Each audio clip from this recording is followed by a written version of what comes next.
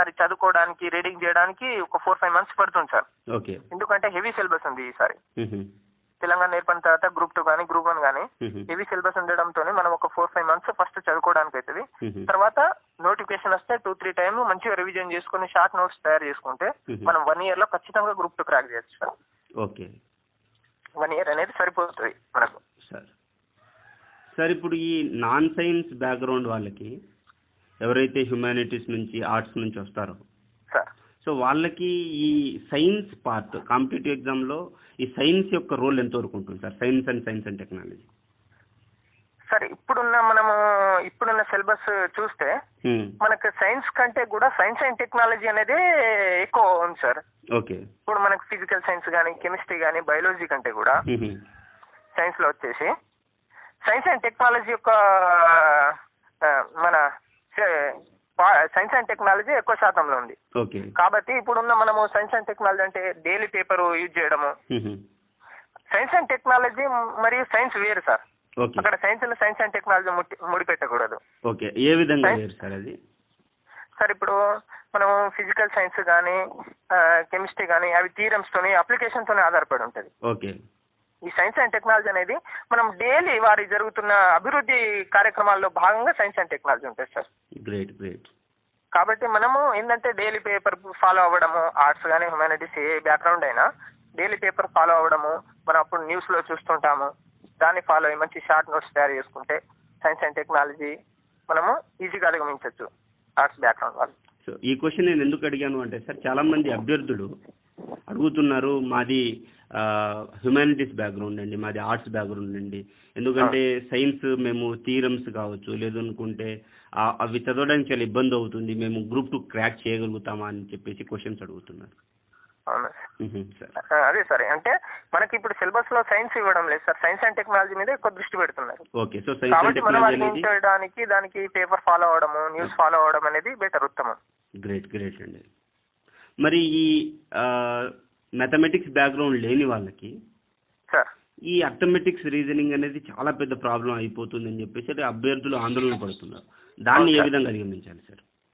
సరే, arithmetic reasoning అనేది అందరికి సమానమే సార్.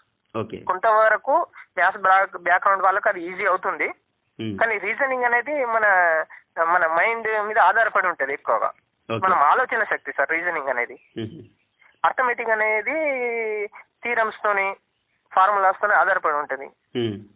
మనము సాధించాలంటే ఒకటి సార్, కష్టం ఖచ్చితంగా అర్థమెటిక్ రీజనింగ్ అయినా ఏదైనా మనకు రాకపోతే మనకు వచ్చిన వాళ్ళ దగ్గర మన రూమ్మేట్స్ కానీ మనకు అర్థమెటిక్ కొంచెం ఇబ్బంది అవుతుంది, నేను అర్థమెటిక్ వల్ల నేను అందరితో వెనుక ఉండిపోతున్నాను అందరితో పోల్చుకుంటే, అలాంటప్పుడు అర్థమెటిక్ రీజనింగ్ కోచింగ్ వెళ్ళడము, మన రూమ్మేట్స్ దగ్గర సలహాలు తీసుకొని డైలీ ప్రాక్టీస్ చేయడము, లేకుంటే మనం చదువుకునే సమయంలో మొత్తం ఒక మార్నింగ్ అయినా ఈవినింగ్ అయినా డైలీ 3 hours 2 hours అనేది అర్థమెటిక్ రీజనింగ్ మీద దృష్టి పెట్టి డైలీ ప్రాక్టీస్ చేసుకుంటూ పోతే మనం అర్థమెటిక్ రీజనింగ్ కూడా అధిగమించవచ్చు సార్.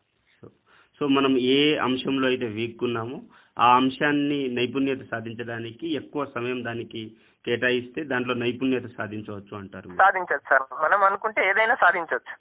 కాబట్టి మనం దాని మీద ఎక్కువ కాన్సన్ట్రేషన్ పెట్టి దానికి కొంచెం టైం ఎక్కువ ఇచ్చి దానిపైన ఎక్కువ ఫోకస్ పెట్టడం వలన అర్థమెటిక్ రీజనింగ్ అయినా సైన్స్ అండ్ టెక్నాలజీ అయినా ఏదైనా కూడా మన సాధించవచ్చు అనేది ఉద్దేశం.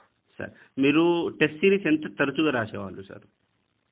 సార్ నేను టెస్ట్ సిరీస్ అనేది ఇన్స్టిట్యూట్ లో రాయలేదు సార్. ఓకే. మోడల్ పేపర్స్ తీసుకొని నేను డైలీ మాకు Group 2 లో 4 papers ఉండేవి sir. Morning first paper, evening second paper చేసుకునేవాడిని. నెక్స్ట్ రోజు వచ్చేసి third paper economy, fourth paper Telangana movement అనేది, అట్లా 2 days అనేది ఒక పేపర్ కంప్లీట్ చేసేవాను సార్. అట్లా ఎగ్జామ్ టైంలో ఇంకో 2 months ఉండగా దాదాపు ఒక 10 to 15 పేపర్స్ నేను అటెంప్ట్ చేశాను.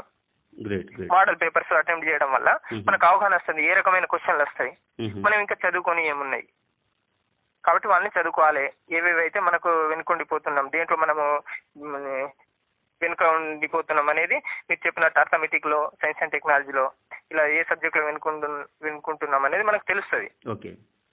దాని ద్వారా మనము మోడల్ పేపర్ల వల్ల అది యూజ్ ఉంటుంది సార్.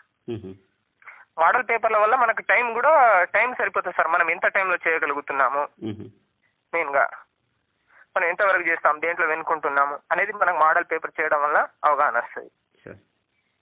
సార్ ఇవి మనము మోడల్ పేపర్ చేస్తున్నప్పుడు కానీ టెస్ట్ పేపర్స్ రాస్తున్నప్పుడు కానీ కొన్ని క్వశ్చన్స్ మనకు రావు. రానప్పుడు మనము అయ్యో నేను ఇంత కష్టపడ్డానే, నాకు ఈ క్వశ్చన్ కూడా రాలేదే, నాకు అసలు ఏం రాదా, నేను దేనికి అంటే పనికి రానా, నేను నా యొక్క ప్రిపరేషన్ వృధా అయిందా అన్న ఆందోళన చాలామంది యాస్పిరెంట్కి ఉంటుంది సార్. దాన్ని ఏ విధంగా అధిగమించాలంటారు? అయితే సార్ అతను మోడల్ పేపర్ చేసుకునేటప్పుడు కొన్ని క్వశ్చన్లు రాకపోవడం అన్నప్పుడు ఆయనకు ఆందోళన ఉంటుంది ఎవరైనా అభ్యర్థికి. ఆందోళన ముఖ్య కారణం ఏంటంటే ఆ సబ్జెక్ట్ లో ఆ సిలబస్ అంశం పైన ఎక్కువగా చదవకపోవడము, లేకుంటే 1-2 సార్లు చదివి పక్కకు వెళ్ళి ఇతర అంశము సిలబస్ లోని ఇతర అంశాలు ఉంటాయి కదా సార్, అందువల్ల వాటిపైన ఎక్కువ ఫోకస్ పెట్టడము, దీనిపైన ఎక్కువ ఫోకస్ పెట్టకపోవడం వల్లనే జరుగుతుంది. కానీ మనం 1-2-3 సార్లు మంచి రివిజన్ చేసుకుంటే ఆ అంశాన్ని కూడా మనం అధిగమించవచ్చు. ఓకే. సో మనం ఒక బిట్ చేయలేకపోతున్నామంటే ముఖ్య కారణము దానిపైన ఎక్కువ ఫోకస్ పెట్టకపోవడం అనేది ఉంటుంది సార్. ఓకే. దానివల్ల మనకు మైండ్ లో అనేది బ్లింక్ కాదు అది ఆ సమయంలో. ఆ విధంగా సార్. సార్ ఇప్పుడు చాలా మంది అభ్యర్థులకు ఏ విధంగా ఉంటుందంటే ఒక సబ్జెక్ట్ నేను ఇప్పుడు హిస్టరీ చదువుతున్నాను అనుకోండి, నేను పాలిటీ చదవలేదు కదా అని అది గుర్తుకొస్తూ ఉంటుంది. నేను పాలిటీ చదువుతుంటే ఎకానమీ చదవలేదు కదా అని అది గుర్తుకొస్తూ ఉంటుంది. ఎకానమీ చదువుతుంటే నేను న్యూస్ పేపర్ చదవలేదు కదా అంటే విద్యార్థి తను ఇప్పుడు ఏం చదువుతున్నాడు అన్న దాని మీద ఫోకస్ అంటే ఆ కాన్సన్ట్రేషన్ ఉంచలేకపోతారు. వీటికి ముఖ్య కారణాలు ఏమంటారు? అలాంటి వాటిని ఏ విధంగా అధిగమించాలి సార్? అలాంటి సమయంలో మనము నోటిఫికేషన్ వచ్చిన తర్వాత మనం టైం టేబుల్ అనేది ఖచ్చితం సార్. ప్రణాళిక అనేది ఏదైనా సాధించాలంటే, మనము ఉద్యోగమా వేరే ఏదైనా బిజినెస్ అయినా ఏదైనా సాధించాలంటే మనం ముందుకు వెళ్ళాలంటే మనకు ముఖ్యంగా కావాల్సింది ప్రణాళిక.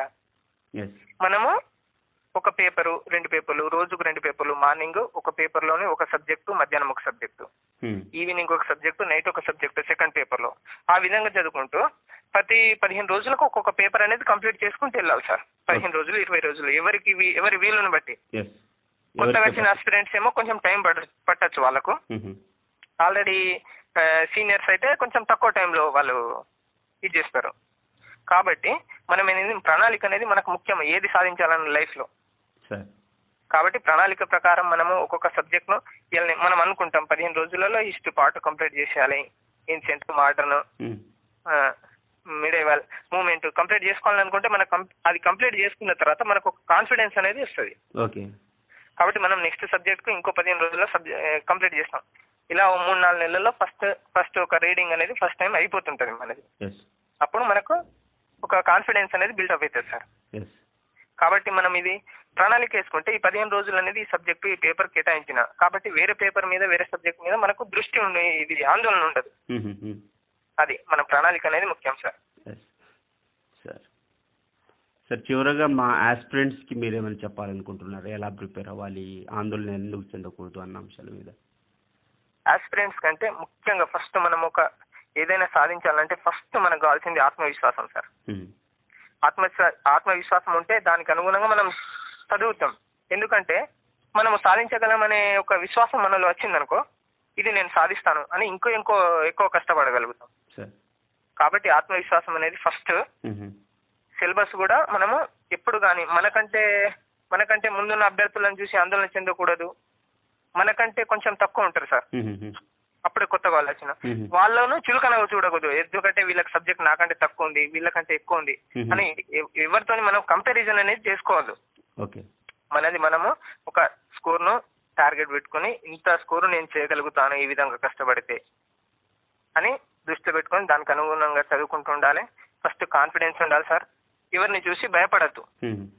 ఇన్ని పోస్టులే ఉన్నాయి కదా, అప్లికెంట్స్ ఎక్కువ ఉన్నారు కదా, ఎప్పుడు భయపడదు సార్. మనం అనుకుంటే సాధించగలుగుతాం ఖచ్చితంగా కష్టపడితే. ఆత్మవిశ్వాసం అనేది ఫస్ట్ సార్. క్వాలిఫికేషన్ ఒక కాంపిటేటర్ కావాల్సింది. Great sir. Thank you sir. Thank you so much sir. Thank you sir. Okay sir. Unacademy.